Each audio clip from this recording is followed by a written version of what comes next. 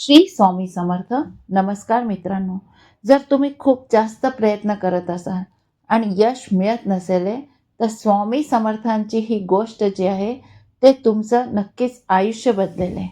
कारण की किती वेळा काय होतं की प्रत्येक माणूस खूप जास्त यश मिळवण्यासाठी रात्रंदिवस कष्ट करतो, घाम घालतो, पण कधी कधी यश आपल्यापासून दूरच राहतं. मग मनात किती शंका येतात की माझी स्वामी भक्ती कमी आहे, माझं नशीबच खराब आहे, माझ्या नशिबात काहीच नाही आहे. तर स्वामींचा जो हा संदेश आहे, जर तुम्ही हा संदेश ऐकला, कारण की हा संदेश तुमच्या आयुष्यातील संकटावर मात करण्याची गुरुकिल्ली आहे आणि मनात जी शंका आहे ती शंका दूर करणारी आहे. स्वामी समर्थ अक्कलकोट असताना चोळप्पा महाराजांना काही सांगितलं, कारण की चोळप्पा महाराज सदा त्यांच्याबरोबरच असायचे. स्वामींचा साथ ते सोडायचे नाही. एकदा काय झालं, एक श्रीमंत सावकार स्वामींच्या दर्शनाला आला. त्याने सोन्याचे अलंकार, मौल्यवान वस्त्र आणि पंचपक्वानांचा नैवेद्य स्वामींच्या चरणी अर्पण केला. चोळप्पांची परिस्थिती तेव्हा काही थोडी चांगली नव्हती. चोळप्पा महाराज हे सर्व काही पाहत होते.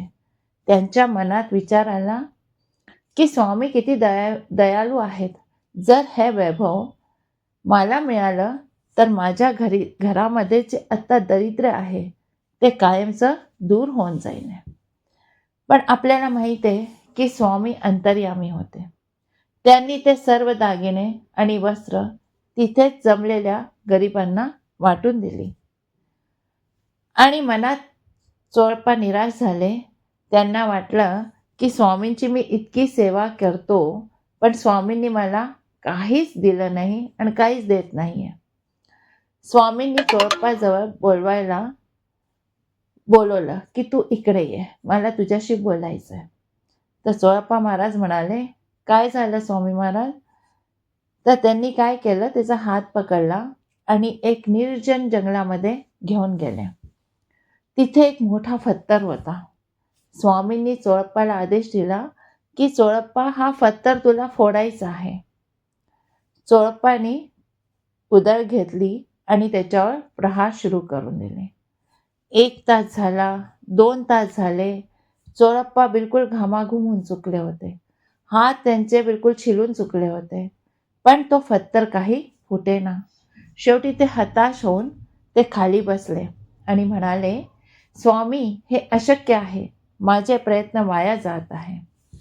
स्वामी फक्त हसले आणि म्हणाले, चोळप्पा प्रयत्न सोडू नकोस, शेवटचा घाव घाल आणि त्याच्यावर प्रहार कर.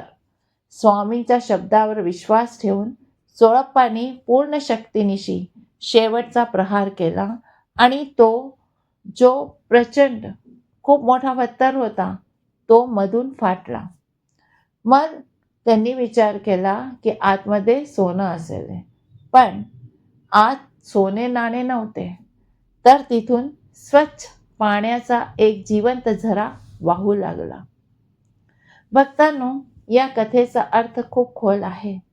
चोळप्पांना धन हवं होतं, पण त्या जंगलात प्राण्यांना आणि निसर्गाला पाण्याची गरज होती.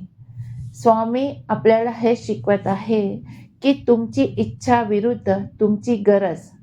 आपल्याला जे हवंय ते मिळणं म्हणजे यश नाही, तर आपल्याला ज्याची खरोखर गरज आहे ते स्वामी योग्य वेळी देतात. शेवटचा घाव आपण अनेकदा यशाच्या अगदी जवळ असतो, फक्त एक पाऊल मागे असतो आणि आपण हार मानून जातो. तो शेवटचा घाव घालण्यासाठी लागणारा संयम म्हणजे आपली भक्ती आहे. हे स्वामी या कथेतून शिकवून राहिले, म्हणून कधी पण हार मानू नका. या कथेतून आपल्याला स्वामींनी 3 महत्त्वाचे धडे शिकवले आहे. पहिला धडा शिकवला चिकाटी. खडक एका घावात फुटत नाही, पण प्रत्येक घावामुळे तो कमकुवत होत असतो. तुमची रोजची साधना आणि तुमचे रोजचे कष्ट कधीच वाया जात नाही. चोळप्पाची नियत केवळ स्वतःचे दारिद्र्य दूर करण्याची होती, पण स्वामींना लोक कल्याण करायचे होते. आपली नियत जेव्हा मोठी होते तेव्हाच यशही मोठे मिळते. जेव्हा बुद्धी थकते तेव्हा तिथे विश्वास कामाला येतो. स्वामींचा शेवटचा घाव घाल या शब्दावर विश्वास होता म्हणून झरा लागला. भक्तांनो, जर तुम्हीही आज थकले असाल, हरले असाल, तर स्वामींचे शब्द लक्षात ठेवा. शेवटचा घाव अजून बाकी आहे. तुमचे प्रयत्न सुरू ठेवा. स्वामी पाठीशी आहेतच. स्वामी कधी आपला साथ सोडत नाही. स्वामी म्हणतात ते की जीवनामध्ये तू जो यश करता प्रयत्न करतो, यश मिळवण्याकरता प्रयत्न करून राहिलाय, तर त्या प्रयत्नाला तू सोडायचं नाहीये, थकायचं नाहीये, हारायचं नाहीये. मनात विश्वास ठेवायचा आहे की जो प्रयत्न मी करून राहिलोय त्या प्रयत्नाचं यश मला स्वामी देणारच आहे. फक्त जेव्हा तू थकशीले तेव्हा विश्वासाने शेवटचा प्रयत्न कर आणि तो शेवटचा प्रयत्न तुझा होईले आणि योग्य वेळी तुला स्वामी तुला जे हवंय ते तुला देतील. पण प्रत्येक यशामध्ये कोणाचं नुकसान नको.